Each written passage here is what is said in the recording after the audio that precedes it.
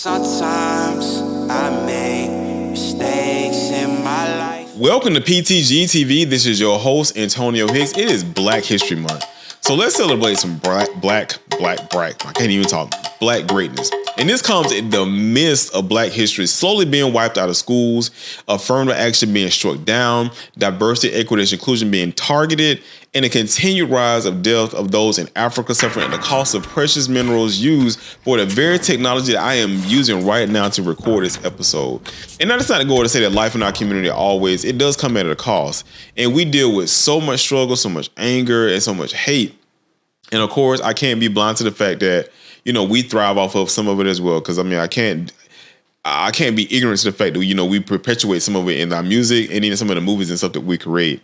But we use that very hate that's been pushed against us as a means for some of us to lift ourselves up, to get out of the community, but also never truly coming back to grab those we left behind. Because a lot of us leave out, but then, we want to ask people to come back and help us out or help some of the individual out who don't know how to get to where they are. It's always an issue, or they can't do it, or, it's they don't ever necessarily look back. So I want this year to be that turning point to where we have that Black unity. I want that unity that was had prior to the destruction of our communities by the very hands who tell us to pull ourselves by the bootstrap today, knowing their families wouldn't have the generational wealth that it has now had it not been on the backs of our people in our community. I want us to come together and make community changes as well as political changes that benefit us and not serve us, not because of the fear of what the other side will do if their candidates put into office. So, and it's the thing that I see right now is that a lot of people say they won't support Biden, but people say, "Oh, well, you don't support Biden, you support for Trump." But I'm like, why does our vote always have to come in a cost of fear, like worried about what somebody potentially might do to us, as opposed to making sure that we elect the right person that's going to represent us, whoever that person may be. And maybe it may be somebody we have to train, but I'm tired of us being like, we have to pick the lesser of two evils, knowing that if they didn't have our support and our votes, they wouldn't get elected anyway. It just wouldn't be happening. So let's be clear, no matter who wins, if there is no policy to help us who have been disproportionately been affected from racial violence, redlining, and policy, it does not matter who's in office. Because, they'll say, oh, well, if you don't vote for Biden, vote for Trump, like I just said a minute ago. But then if you vote for Biden, nothing is getting done anyway. Because, look at the campaign promise he promised last time. Nothing happened. And they'll say, oh, well, Republicans blocking. They were not blocking it the first 2 years while he was in office because he controlled all three branches of government. So if he don't get in this time around, good riddance to him. I don't care. I was not a huge fan of his anyway, especially since he created the crime bill that locked up and disproportionately affected our community in the first place. That 1994 crime bill,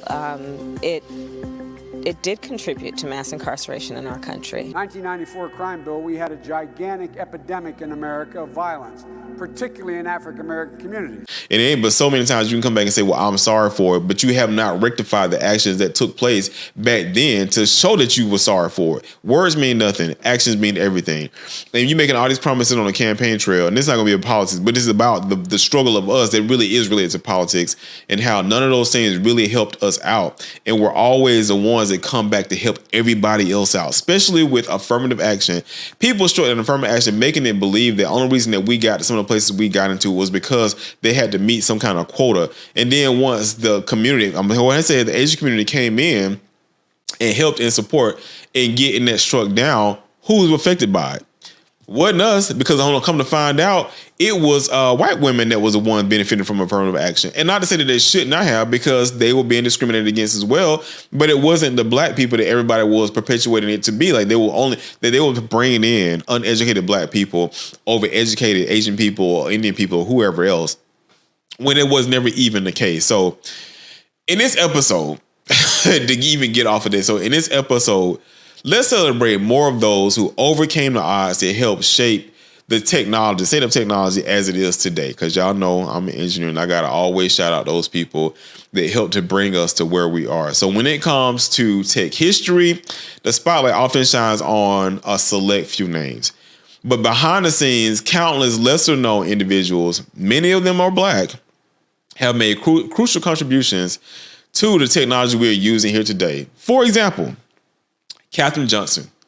She's a brilliant mathematician at NASA She played a key role in calculating the trajectories over Apollo 11 and other missions, helping humans land on the moon. If y'all believe in that, I still believe in it to a degree, because I still think that we have issue getting past the Kuiper belt. And if y'all don't understand what the Kuiper belt is, it's like a radiation belt that we have around this planet. And to get past it, you're exposed to a ton of gamma radiation coming in from the sun.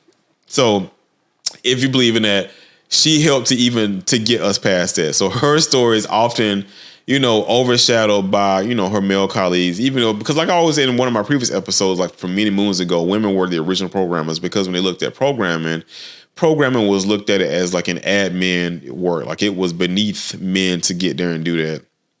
But what she did was brought to light in the film, Hidden Figures. So that's who y'all saw played out in the three women in Hidden Figures. So and I love seeing stuff like that, because even being an engineer and working in my office, you don't necessarily see so many women in there. And I hate to see it, because I think we all should work together, because the more diversity, the better the things are in technology that you create. And also, and then it helps to have good people on staff too. So I love to see diversity in the office, especially when it comes to anything involved in technology. And we're seeing more women getting involved today. Like you got more women getting involved with programming and then robotics work and stuff like that. But I still want to see a lot more. Another person to highlight is Ernest Green. Ernest Green is known as the computer godfather. Green was a pioneer in the field of artificial intelligence. And we can speak on that today, because one of the biggest things that we're talking about today, you got ChatGPT, you got Google Bard, which is now being converted to Gemini. You got Project Lambda, which is an AI program.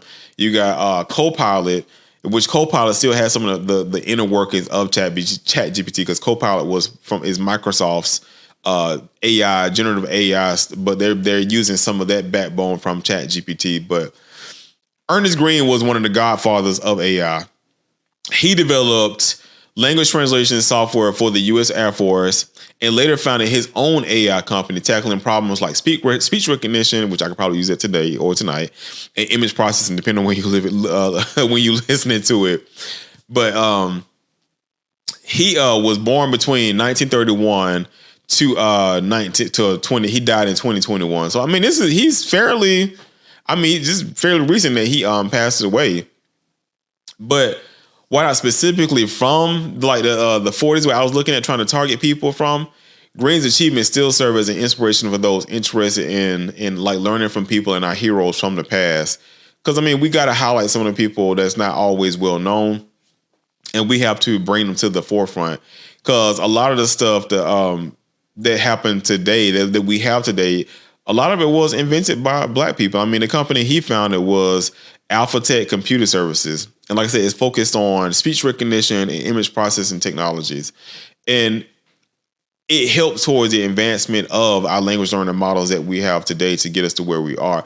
I wish that, I need to do more research on this, see if you still have people around, because it might have helped out with facial recognition, because that's what the biggest thing that we saw when they really start pushing facial recognition, and then law enforcement companies start using that.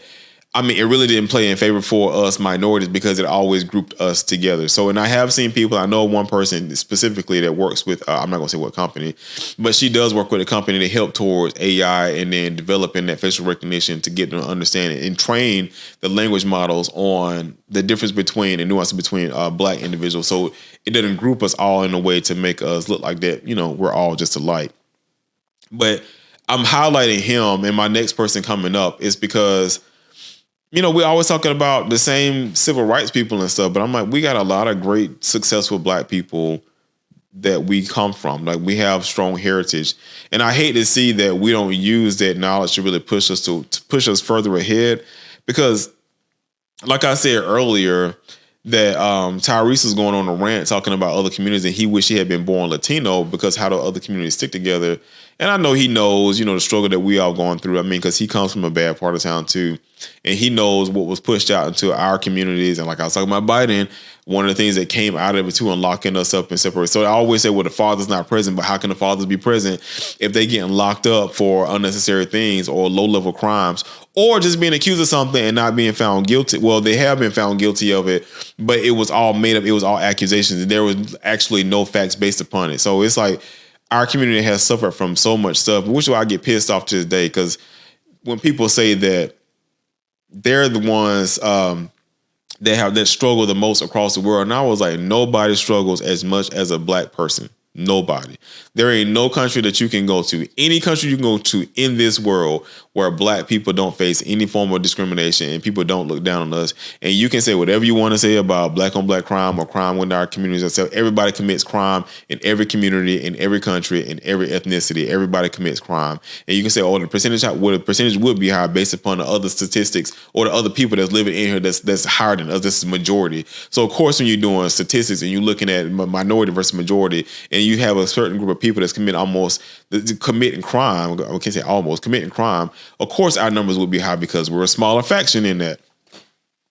But there is no other country that we go to that we don't face discrimination.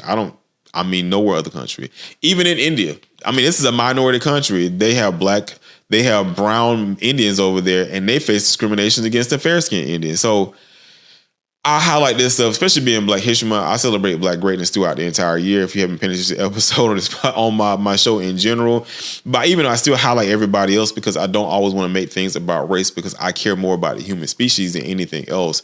I still have to recognize who I am, where I came from, and the people that died before me because I come from the Deep South, and the things that I had to go through growing up.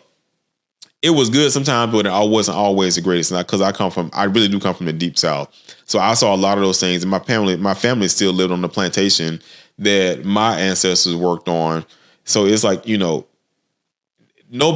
can try to hide whatever you want from these kids, but I saw it when I went to go visit my family in the country itself. So I know where I come from, and I know the struggle that we had to go through.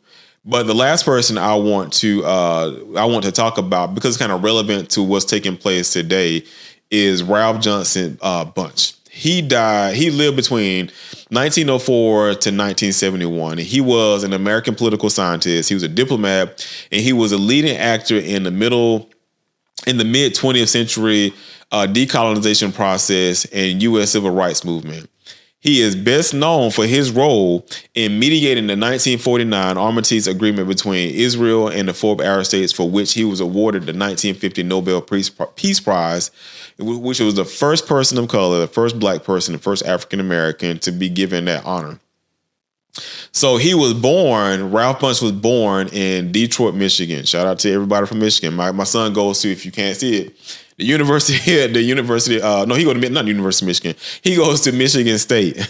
His mom graduated from the University of Michigan, but he goes to Michigan State.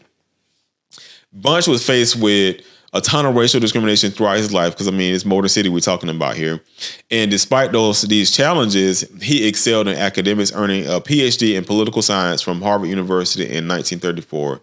He became a professor at Harvard University, which y'all know is HBCU, and later worked for the U.S. State Department during World War II.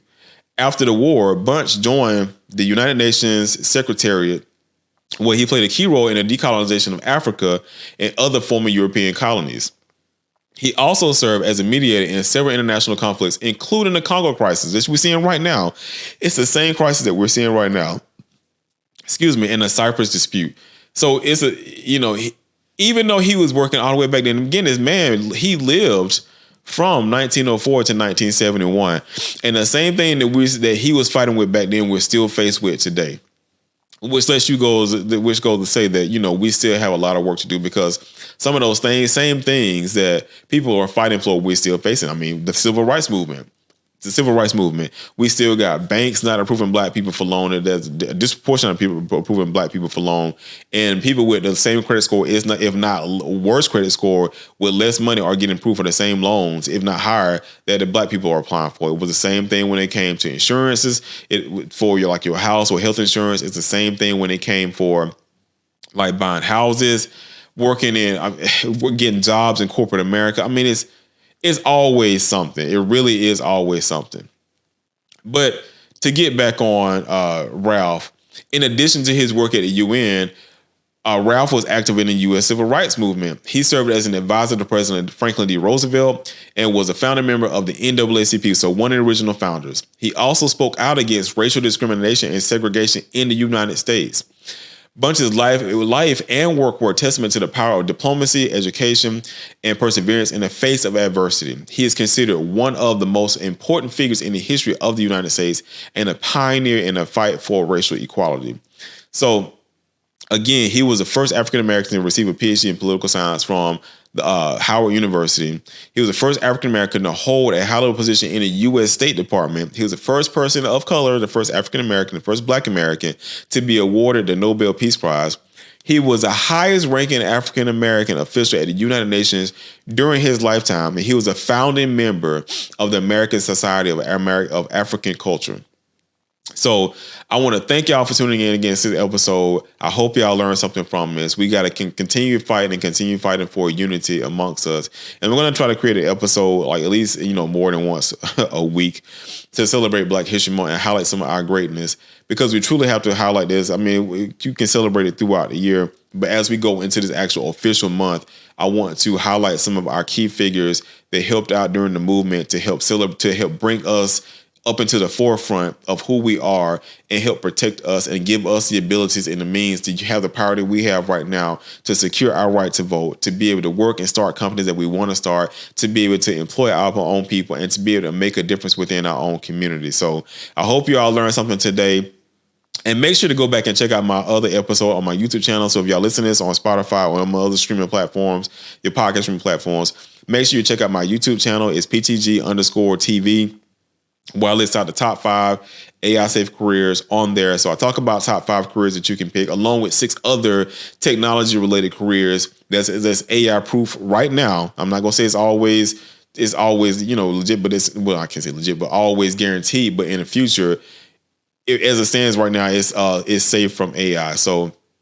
And make sure when y'all go over there and you check out the YouTube episode, make sure you hit the subscribe button, you turn on the notification bell, so you make sure you can be notified of all my future episodes coming out. When I stream, I do read a lot of stuff. So if you want to come on my stream one night, you want to have some good conversation, you want to just chop it up a little bit, I welcome y'all onto my stream. It's twitch.tv, Escaping the Matrix, and it's Escaping the Matrix without the E. So Escaping TH Matrix. So go check them out. Check out my episodes where I stream on YouTube and also stream on Twitch. And and if you listen to this on the any podcast platform, I don't care if it's Apple Podcasts before it goes away, or Google Podcasts, or Spotify, please make sure you leave a comment, like the episodes, tell me how I'm doing. Anybody you want me to interview or topics you want me to cover, because I am still active in the community. So I do get involved with listening to policies. So I'm able to read over policies and then, break it down for y'all to understand. I am an engineer still working in the technical space. So if it's some technology you want me to explain out, I'm going to release an episode. I already talked about it one time, but release an episode on the Apple new VR headset that just came out. And then, of course, talk about the game of life and just have some more people on here to help out with mental health awareness and stuff. So, again, thank y'all for tuning in. Make sure y'all leave some comments again. And again, go back to my YouTube channel, like this episode, and then, let me know how I'm doing. Let me know how y'all feel about me. And I hope y'all have some plans and stuff wrapped up for 2024 on what you want to accomplish this year. I really feel like this is going to be a great year for all of us if you have your things in place and things you're trying to develop and grow yourself and help make you better. So, love you all. Make sure y'all be safe out there. Make sure if you are, one of those people that are subjective to be affected by COVID, that you put your mask on, because COVID still is a real thing right now.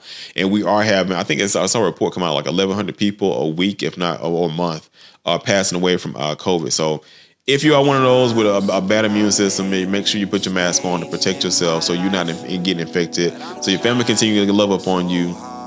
And you're still around for the future. So, again, thank y'all for tuning in. Love you all. Be safe. PTG TV. Peace out.